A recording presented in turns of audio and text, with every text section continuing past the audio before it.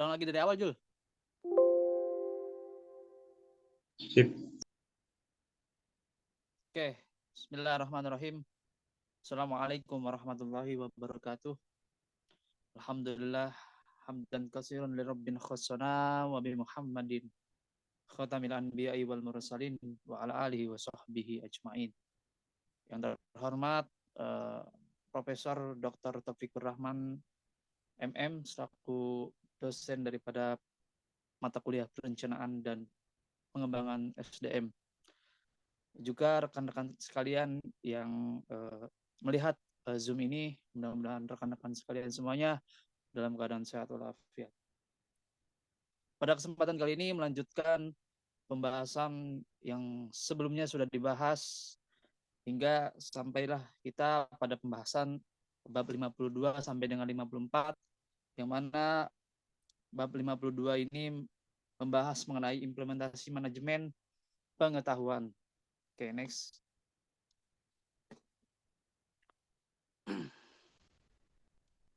Nah, jadi pada konsep implementasi manajemen pengetahuan ini ada 6 poin yang dibahas, yaitu yang pertama mengenai dimensi konseptual, lalu dimensi perubahan, aspek pengukuran, aspek struktur organisasi, isi pengetahuan, dan juga dimensi alat.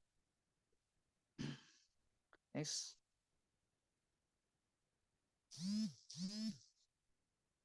Nah, lalu selanjutnya ada mengenai langkah strategis tentang implementasi manajemen pengetahuan, di mana pada poin pertama yaitu kita mengetahui apa yang harus dilakukan oleh organisasi. Lalu selanjutnya kita harus mengetahui apa yang harus dimiliki nantinya. Lalu selanjutnya yaitu tentang sumber daya yang kita miliki, juga pengetahuannya yang dimiliki. Nah, setelah itu semua dibahas, maka akan ada yang namanya kesenjangan pengetahuan. Di kesenjangan pengetahuan ini akan kita pilih dan pilih lagi tentang sumber daya yang lain yang kita miliki. Lalu muncullah yang namanya kesenjangan sumber daya yang lain tersebut. Lalu langkah selanjutnya ada tentang apa yang harus dilakukan dengan adanya komponen-komponen tersebut. Jadi bisa kekuatan ataupun kelemahan yang timbul. Dan yang terakhir yaitu tentang kesenjangan sumber daya strategis. Ini menyangkut tentang bagaimana goals yang akan kita lakukan ke depannya. Oke, next.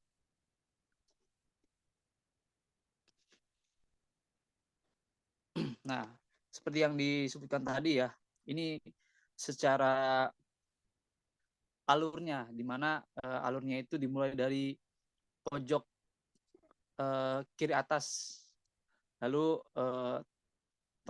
tengah atas, selanjutnya pojok kanan atas, lalu turun ke pojok kiri bawah, lalu ke tengah bawah, dan yang terakhir yaitu pojok kanan bawah. Oke, next.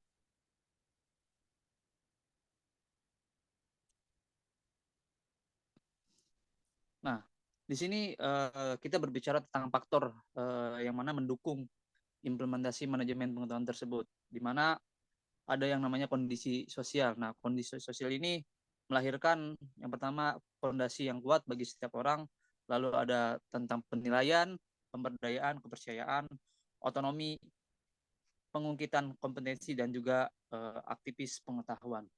Lalu pada kondisi organisasi, itu konteksnya manajemen pengetahuan organisasi, lalu pembelajaran terkait dengan proses penciptaan pengetahuan dalam konteks sosialisasi dan internalisasi. Jadi pada kondisi organisasi ini kita membahas mengenai organisasi tersebut. Oke, next. Adanya teknologi, yaitu teknologi ini yang mana informasi dan komunikasi dalam memfasilitasi dan menciptakan pengetahuan itu untuk menghubungkan orang dengan orang lain, juga untuk mengeksplisitkan pengetahuan tersebut. Nah, yang selanjutnya tentang penyelarasan strategi manajemen, di mana hal ini adalah bagaimana pengetahuan itu sinkron dengan strategi organisasi yang diterapkan, seperti itu. Oke, next.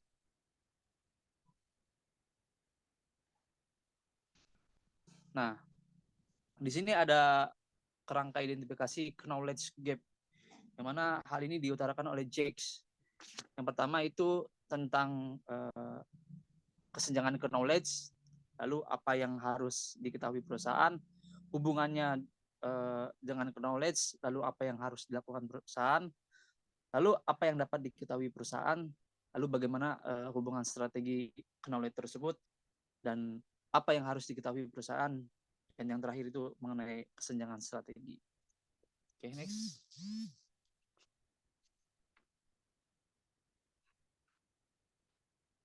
Nah, di sini mensinergikan pengetahuan dan strategi dalam proses bisnis. Jadi dalam proses bisnis itu kita harus tahu tentang mensinergikan antara pengetahuan dan juga strategi. Agar apa? Agar proses bisnis ini berjalan dengan efektif dan efisien. Yaitu yang pertama tentang identifikasi proses bisnis. Jadi kita mengidentifikasi bisnis tersebut seperti apa. Lalu kita mengidentifikasi metode apa yang akan kita lakukan dalam proses bisnis tersebut. Nah, selanjutnya ada identifikasi sarana. Nah, ini digunakan bagaimana kita mengelola sarana dan prasarana dalam proses bisnis tersebut. Selanjutnya tentang kualifikasi. Nah, kualifikasi ini berbicara pengetahuan yang dimiliki oleh para pegawai yang menjadi penanggung jawab ataupun eksekutor dari proses bisnis tersebut. Lalu kita harus mengidentifikasi input itu apa yang masuk dalam proses bisnis tersebut. Nah, outputnya adalah apa yang kita hasilkan dari proses bisnis tersebut. Dan yang terakhir yaitu pemetaan kebutuhan. Nah, ini bicara pengetahuan daripada masing-masing proses bisnis tadi yang sudah saya sebutkan, lalu apa dampaknya nantinya, seperti itu. Oke, next.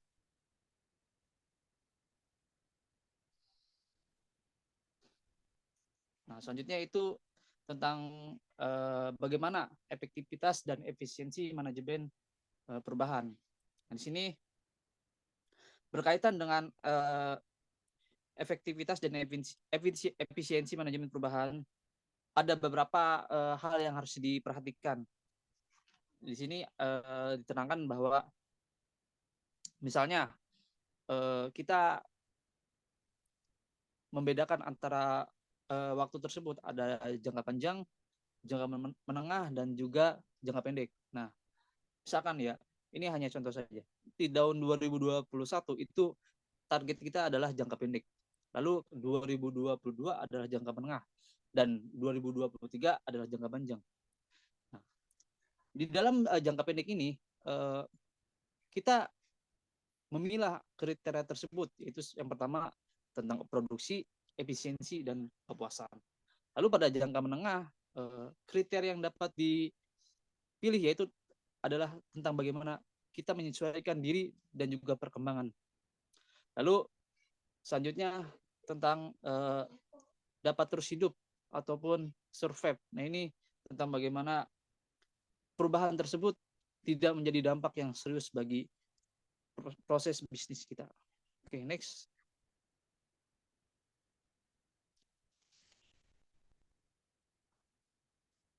Nah, setelah di bab 52 sudah disampaikan, kita beralih pada bab 53 tentang manajemen dan pegawai berbasis pengetahuan.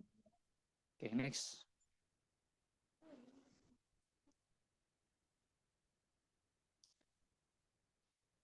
Yang pertama, kita berbicara mengenai pimpinan dalam organisasi yang berbasis pengetahuan harus mengubah peranannya. Jadi pada bab 53 ini, pimpinan dalam hal ini organisasi yang berbasis pengetahuan harus mengubah peranannya. Yang pertama, dia harus bertindak sebagai pelatih atau coach. Lalu dia harus menyediakan informasi dan mendorong terciptanya pengetahuan. Lalu selanjutnya kita menyediakan sumber daya untuk menunjukkan komitmen tersebut. Nah, selanjutnya kita harus mengambil bagian daripada pembelajaran organisasi. Artinya harus terjun langsung, tidak hanya memberi pengarahan. Selanjutnya pimpinan ini harus membuang kultur yang menyalahkan. Jadi sama-sama salah ya harus salah, tidak saling menyalahkan. Selanjutnya tentang bagaimana kita menghargai dan mengakui usaha bawahan. Disadari atau tidak, bawahan itu berperan penting dalam pimpinan organisasi maju tidaknya organisasi tersebut. Selanjutnya tentang memfasilitasi individu dan tim untuk berkembang. Nah ini pimpinan harus terus menjaga tim tersebut agar nantinya tidak stagnan pada posisi yang itu-itu saja. Jadi harus berkembang. Selanjutnya tentang bagaimana penyebaran visi yang melibatkan pegawai dan formulasi strategi. Jadi setelah pimpinan tersebut memberikan visi, pimpinan tersebut juga harus melibatkan pegawai dalam artian dilibatkan pada goals yang akan dicapai oleh perusahaan tersebut. Oke, next.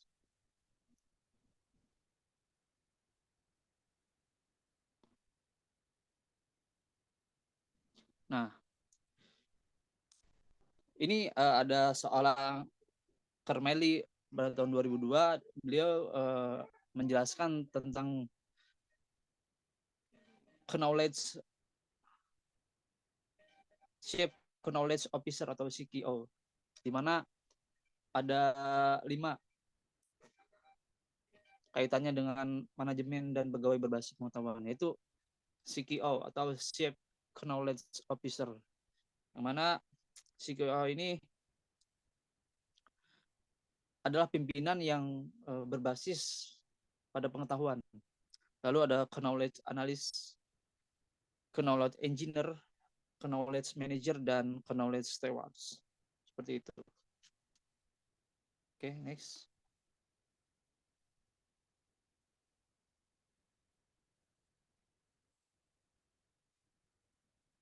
Selanjutnya akan dibacakan oleh Muhammad Aminin.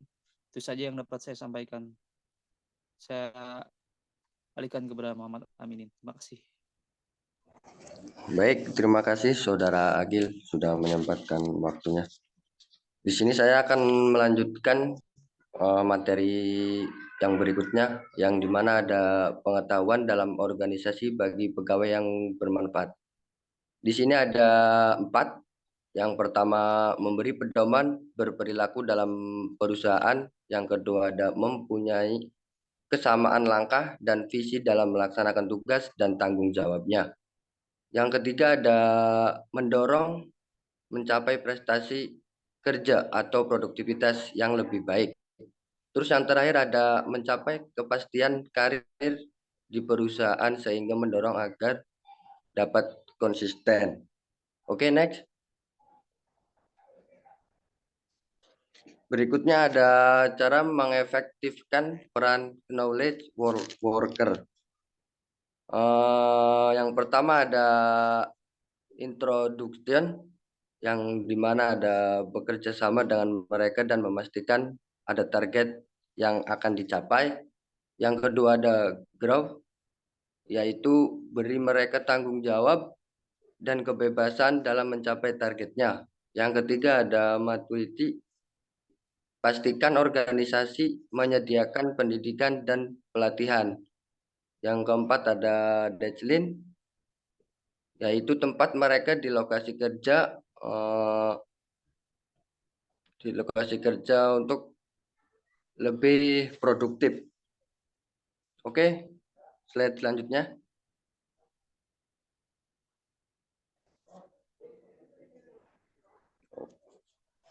Di slide selanjutnya ada bab 54 yang dimana di sini dijelaskan dalam pembelajaran organisasi. Oke, next. Di bab 54 ini ada beberapa teori pembelajaran dalam organisasi. Yang pertama ada operant condition atau Skinner, yang dimana kondisi yang membuat perilaku orang mau belajar atas apa yang diperbuatnya. Berarti kayak contohnya kayak mempunyai tekad tersendiri. Terus yang kedua ada classical condition atau Pavlov. Apabila kondisi tidak ada stimulus, maka tidak akan terdapat respon terhadap objek yang menjadi fokus perhatiannya. Sedangkan yang terakhir ada social learning atau Robin, bahwa orang akan melakukan pembelajaran melalui pengamatan dan pengalaman secara langsung tentang sesuatu objek atau sebuah objeknya. Oke, next.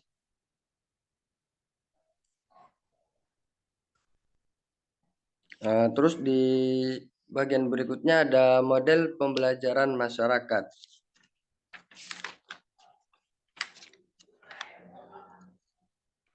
Model pembelajaran masyarakat di sini ada 4. Yang pertama ada proses memperhatikan. Yang kedua ada proses mengingat. Selanjutnya ada proses mesin untuk meniru. Dan yang terakhir ada proses pemberdayaan atau penguatan. Oke, next.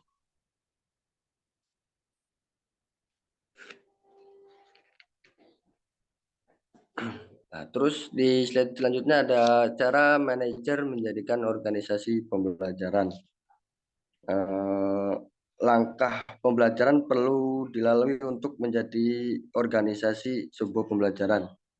Yang dimana di sini tercantum atau terbagi menjadi 4. Yang pertama ada penguasaan pengetahuan, yang kedua distribusi informasi, interpretasi informasi, dan yang terakhir ada pengingatan organisasional. Oke, next.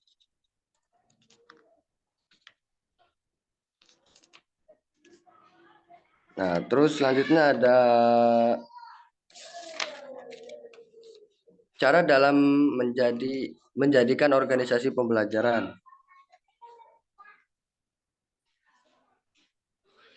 Yang pertama ada pembelajaran analitis, yang kedua ada pembelajaran sintetis, yang ketiga pembelajaran eksperimental, pembelajaran interaktif, pembelajaran struktural, dan yang terakhir ada pembelajaran institusional.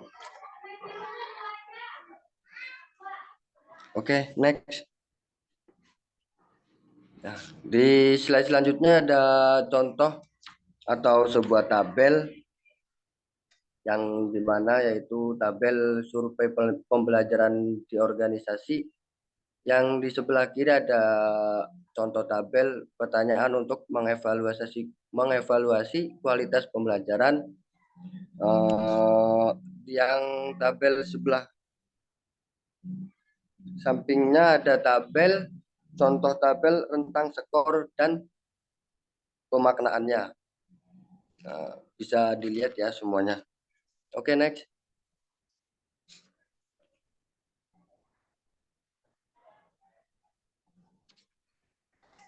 Baik, di slide yang selanjutnya ada 3 fungsi kunci dalam membangun organisasi pembelajaran. Yang pertama ada membangun komitmen pada sebuah pembelajaran. Yang kedua ada bekerja untuk membangkitkan gagasan dengan dampak. Yang terakhir ada bekerja menggeneralisasi gagasan dengan dampak. Oke, next.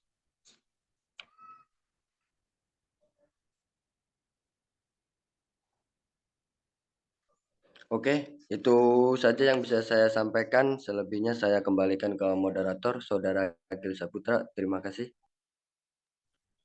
Baik, terima kasih Saudara Muhammad Aminin sudah melanjutkan presentasi dari 53 sampai dengan 54. Nah, jadi begitu teman-teman pembahasan yang bisa kami sampaikan pada kesempatan kali ini. Jika memang ada yang ingin bertanya pada slide ataupun bab 52 sampai 54 saya harap bisa ditanyakan di grup matkul. Nantinya ini akan kami share di YouTube. Kurang lebihnya kami mohon maaf. Billahi taufiq wal hidayah. Assalamualaikum warahmatullahi wabarakatuh. Waalaikumsalam warahmatullahi wabarakatuh.